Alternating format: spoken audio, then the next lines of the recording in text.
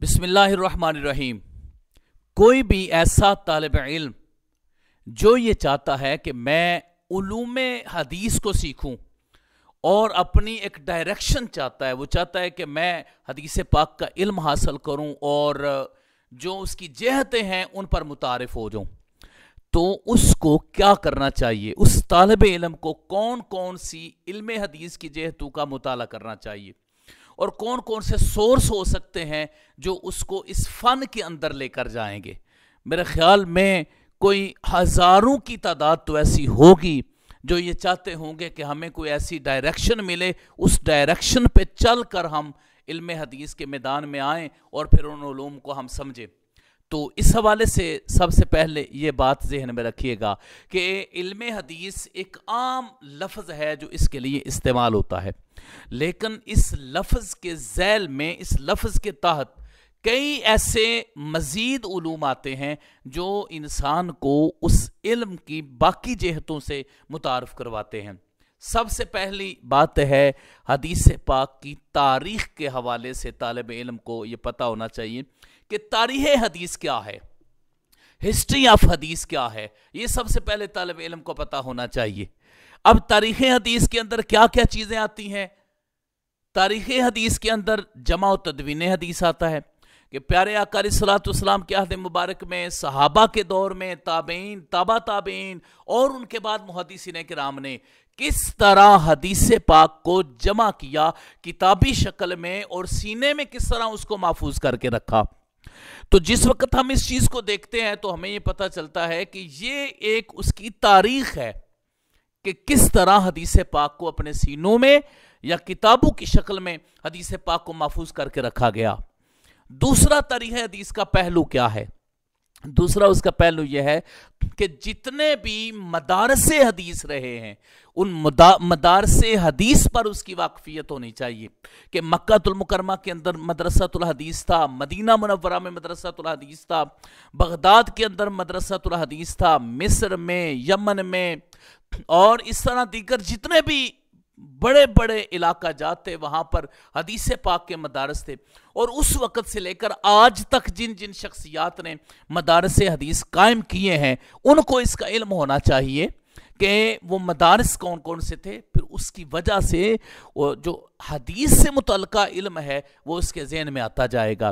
تو جمع و تدوین حدیث اور تاریخ مدارس حدیث، اس پر بھی انسان کو واقفیت ہونی چاہیے۔ تیسری چیز ہے کہ جتنے بھی علماء نے حدیث پاک کے اوپر خدمات سر انجام دی ہیں، صحابہ کرام سے لے کر آج تک جن جن لوگوں نے حدیث پاک کے اندر اہم کردار ادا کیا ہے، ان شخصیات سے متعلق بھی انسان کو علم ہونا چاہیے۔ اب تاریخ حدیث کے اندر یہ چیزیں ہمارے سامنے آئیں، لیکن ایک بات ذہن میں رکھیے کہ ان علوم سے متعلقہ کتب بھی انسان کے پاس ہونی چاہیے، جمع و تدوین حدیث کے متعلق ہونی چاہیے، مدارس اسلامیہ کی تاریخ کے سے متعلقہ کتب بھی ہونی چاہیے، پھر اس کے بعد جو محدثین کرام کی احوال پر لکھی ہوئی کتابیں ہیں وہ بھی پاس ہونی چاہیے۔ تو اس طریقے سے اگر تاریخ حدیث کے متعلق انسان کو علم ہوگا تو وہ علم حدیث کی ایک جہت سے متعارف ہو جائے گا۔ اب رہی بات دوسری چیز ہے اصطلاحات حدیث، کہ جو حدیث علم حدیث کے اندر جو اصطلاحات پائی جاتی ہیں ان پر اس کی واقفیت ہونی چاہیے کہ حدیث صحیح کیا ہے، حدیث ضعیف کیا ہے، حدیث موضوع کیا ہے، یا جو حدیث کی باقی قسمیں ہیں، معلق ہے، مرسل ہے، معدل ہے، اس کے بارے میں اس کو معلومات ہونی چاہیے اس کے پاس۔ پھر اس کے بعد جو امثال الحدیث ہے اور احکام الاحادیث ہے، احادیث الاحکام ہے، یا اس طرح کی باقی جو اصطلاحات ہیں ان کے حوالے سے بھی اس کو علم ہونا چاہیے اور اس کے متعلقہ کتب پر بھی واقفیت ہونی چاہیے۔ تو اصطلاحات حدیث سے متعلق ہمارے پاس علم ہونا چاہیے۔ اب دو چیزیں ہمارے سامنے آئیں، ایک تاریخ حدیث ہے اور دوسرا اصطلاحات حدیث ہے۔ اس میں تیسری چیز ہے اصول و قواعد حدیث، جو حدیث پاک سے متعلق اصول ہیں، قواعد ہیں، ان کا علم ہمیں ہونا چاہیے۔ مثال کے طور پر جرح و تعدیل ہے، تو اس کے بارے میں پتہ ہونا چاہیے کہ اگر ہمارے پاس 20 اقوال آئے کسی ایک راوی کے بارے میں، 15 محدثین اکرام کسی راوی کو ضعیف کہہ رہے ہیں اور 5 کسی کو ثقہ کہہ رہے ہیں، اب یہاں پر اصول کیا لگے گا؟ وہ جو اصول لگے گا اس کے بارے میں ہمیں علم ہونا چاہیے کہ اگر 5 لوگ ثقہ کہہ رہے ہیں تو ان میں سے 15 نے ضعیف کہا تو کیا ان کی جرح مفسر ہے یا مبہم ہے؟ اگر ان کی جرح مفسر ہے تو پھر یقیناً وہ راوی ضعیف ہو جائے گا یا اس پر جرح لاگو ہو جائے گی۔ تو اس کا مطلب پھر یہ ہوا کہ ہمیں ان اصول کا علم ہونا چاہیے، جو بھی قواعد محدثین کرام نے بیان کیے ہیں ان کے متعلق اگر اصول ہوگا تو کوئی بھی کسی بھی چیز کا فیصلہ کرنا ہمارے لیے آسان ہوگا۔ تو جرح و تعدیل سے متعلق ہمیں جرح و تعدیل کی کتب کا مطالعہ کرنا چاہیے، وہاں سے اصول ہمیں پڑھنے چاہیے۔ اگر ان الحدیث الضعیف یرتقی الی درجۃ الحسن، کہ حدیث ضعیف جو ہے وہ اپنے طرق کے ساتھ درجہ حسن تک پہنچ جاتی ہے جب اس کا ضعف شدید نہ ہو، تو اس صورت میں یہ بھی ایک اصول بن گیا۔ اس طرح جو قواعد ہیں، اصول ہیں، یا جو محدثین کرام نے طے کر رکھے ہیں، جس طرح امام ابو داؤد نے طے کر رکھا ہے کہ ان کی حدیث صحیح اور حسن کب ہوگی، اگر وہ خاموشی اختیار کرتے ہیں تو ان کی حدیث صحیح یا حسن ہوگی۔ تو کوئی بھی اس طرح کے جو انہوں نے طے کر رکھے ہیں اصول، وہ اصول اور قواعد جو ہیں ان کا علم ہمارے پاس ہونا چاہیے۔ تو طالب علم کو ان چیزوں کا علم ہونا چاہیے، پہلا تاریخ حدیث، اصطلاحات حدیث اور اصول و قواعد حدیث۔ اب اس کے بعد آ گیا چوتھی چیز۔ اکثر مجھے علماء کرام، طلباء ذی احتشام جو حدیث کا علم حاصل کرنا چاہتے ہیں، وہ پوچھتے ہیں کہ کوئی ایسی رہنمائی ہو جائے کہ جس کے ذریعے سے ہم حدیث پاک کی جہتوں پر متعارف ہو جائیں۔ تو اسی وجہ سے ہی میں نے یہ سوچا کہ ان چیزوں کو بیان کیا جائے۔ تو 3 چیزیں یہ ہو گئیں۔ اب آگے چوتھی چیز، متن حدیث کا علم ہونا۔ متن حدیث سے متعلق بھی انسان کے پاس علم ہونا چاہیے۔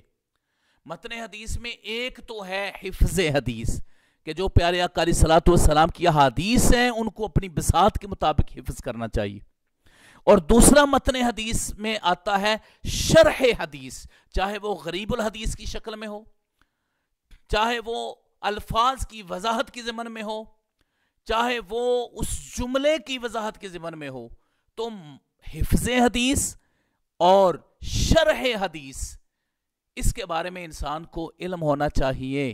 اور اس کے علاوہ جو متن حدیث سے متعلقہ قواعد ہیں، مثال کے طور پر ایسا متن جس سے رسول اللہ صلی اللہ علیہ وسلم کی شان اقدس میں تنقیص ہوتی نظر آ رہی ہو، وہ متن قابل قبول نہیں ہے۔ تو اس طرح جو متن سے متعلقہ اصول یا متن سے متعلقہ علم ہے یا متن کی تشریحات ہیں، اس کے بارے میں بھی انسان کو علم ہونا چاہیے۔ اور یہ یقیناً یہ جو علوم ہے اس میں انسان کو اگر ابتدائی طور پر عربی اچھی آتی ہو تو وہ کتب اصلیہ کی طرف اچھے طریقے سے مراجعت کر سکتا ہے۔ اس کے بعد آ گیا کتب حدیث کا علم ہونا چاہیے، کیونکہ وہ اس فن میں آیا ہے، اور اس فن میں آیا ہے تو کتب حدیث کی تمام جہتوں پر اس کو چاہیے کہ وہ واقفیت رکھنے والا ہو۔ مثال کے طور پر علوم الحدیث، جس کے اندر اصطلاحات ہیں، جس کے اندر اصول و قواعد ہیں، جس کے اندر حدیث پاک سے متعلقہ مختلف معاملات ہیں، مختلف علوم ہیں، تو وہ ہیں علوم الحدیث کی کتابیں۔ اس کے بعد آ گیا کتب اسماء الرجال، کہ جس وقت وہ چاہتا ہے کہ راویوں کے حوالے سے اس کو معلومات حاصل ہو جائیں تو کتب اسماء الرجال کا مطالعہ، کیونکہ راویوں کا تعلق سند حدیث کے ساتھ ہے، اور سند کے بغیر حدیث کو ہم کیسے پہچان سکتے ہیں کہ یہ حدیث صحیح ہے، ضعیف ہے، یا اس کی کیا حیثیت ہے؟ تو اس صورت میں کتب اسماء الرجال پر واقفیت ہونی چاہیے۔ تو ایک ہو گیا علوم الحدیث، دوسرا ہے کتب اسماء الرجال، اور تیسرا ہے کتب المتون۔ کتب المتون جو ہیں اس سے مراد یہی ہے، صحیح بخاری ہے، مسلم ہے، ترمذی ہے، نسائی ہے، ابو داؤد ہے، ابن ماجہ ہے، شرح معانی الاثار ہے، سنن دارمی ہے، موطا مالک اور دیگر جو کتب ہیں ان کو کتب متون کہا جاتا ہے۔ تو کتب متون کا بھی علم ہونا چاہیے کہ صحیح ابن حبان ہے، صحیح ابن خزیمہ ہے، مستدرک ہے امام حاکم کی، اور اس طرح باقی کتابیں ہیں، ان کے بھی نام اور نام کے ساتھ کتب کے نام اور کتب کے نام کے ساتھ مصنفین کے نام بھی یاد ہونے چاہیے. یعنی ایک طالب علم جو حدیث پاک کا علم حاصل کرتا ہے اس کو کم از کم ہر وقت یہ ذہن میں ہونا چاہیے کہ اگر میں مستدرک کا نام لے رہا ہوں تو میرے ذہن میں امام حاکم آ رہے ہوں, اگر میں موطا کا نام لے رہا ہوں تو امام مالک میرے ذہن میں آ رہے ہیں, اگر میں مسند کا نام لے رہا ہوں تو مسند احمد بن حنبل آ رہے ہیں, مسند ابی یعلا آ رہا ہے, مسند ابن شہاب آ رہا ہے, مسند ابن الجعد آ رہا ہے. تو کتابوں کے نام اور اس کے ساتھ جو ان کے مصنفین ہیں ان کے نام بھی یاد ہونا چاہیے. جو علوم الحدیث پر کتابیں ہیں ان کے بھی مصنفین یاد ہونے چاہیے. جس طرح الکفایہ امام ابوبکر خطیب بغدادی کی کتاب ہے, معرفت علوم الحدیث امام حاکم کی کتاب ہے. اسی طرح دیگر جتنے بھی علوم الحدیث پر کتابیں, متفق والمفترق ابوبکر خطیب بغدادی کی کتاب. تو جو علوم الحدیث پر کتابیں ہیں ان کے اور ان کے مصنفین کے نام بھی یاد ہونے چاہیے. اسی طرح کتب و اسماء رجال کی کتابوں کے اور مصنفین کے نام یاد ہونے چاہیے. جس طرح الجرح والتعدیل ابن ابی حاتم الرازی نے لکھی ہے اپنے والد صاحب کے حوالے سے. اسی طرح باقی کتابیں ہیں, تہذیب الکمال ہے مزی کی, تہذیب التہذیب ہے ابن حجر اسقلانی کی, تقریب التہذیب ہے. اسی طرح سیر و اعلام النبلاء ہے, تاریخ الاسلام ہے, یہ امام ذہبی کی کتابیں, المغنی ہے, المعین ہے, معین طبقات المحدثین ہے, یہ کتابیں ہیں. اسی طرح دیگر جتنی بھی کتابیں ہیں ان کتب کے نام اور کتب کے جو مصنفین ہیں ان کے نام یاد ہوں, اس کو کہتے ہیں فن حدیث. اور اگر یہ چیزیں یاد نہ ہوں تو پھر سمجھ لیں کہ آپ اس فن میں آپ جا نہیں سکتے, اور اگر جائیں گے بھی تو اس فن سے آپ متعارف نہیں ہیں. یہ کم از کم آسان چیزیں یہ انسان کے ذہن میں ہونی چاہیے. پھر اس کے بعد آ گیا دفاع حدیث, چھٹی چیز دفاع حدیث. دفاع حدیث میں کیا کیا چیزیں آتی ہیں؟ دفاع حدیث میں آتا ہے ایک تو یہ ہے کہ آپ کو یہ معلوم ہونا چاہیے کہ حدیث پاک کی کیا حیثیت ہے, قانونی حیثیت کیا ہے, شرعی حیثیت کیا ہے, تشریعی حیثیت کیا ہے, حدیث پاک کا مقام و مرتبہ کیا ہے, یہ مصدر کون سا, اس بات کا علم ہونا چاہیے انسان کو. پھر اس کے بعد جتنے بھی حدیث پاک پر معترضین ہیں یا منکرین حدیث ہیں ان کے انکار اور اعتراضات کا علم ہونا چاہیے. جس طرح مستشرقین ہیں, منکرین حدیث ہیں برے صغیر کے, جس طرح عبداللہ چکڑالوی, غلام محمد پرویز ہے اور دیگر لوگ ہیں, اب اسلم جراج پوری ہیں, یہ وہ لوگ ہیں جو منکرین حدیث ہیں ہمارے برے صغیر کے. اور پھر اس کے بعد جو مستشرقین ہیں جس طرح گولڈ زیغر ہے, جوزف شاخت ہے, یہ جتنے بھی لوگ ہیں, اب یہ لوگ حدیث پاک کا انکار کرنے والے ہیں. تو جو مستشرقین اور منکرین حدیث ہیں ان کے اعتراضات کا علم ہونا چاہیے, پھر ان کے جوابات کا بھی پتہ ہونا چاہیے.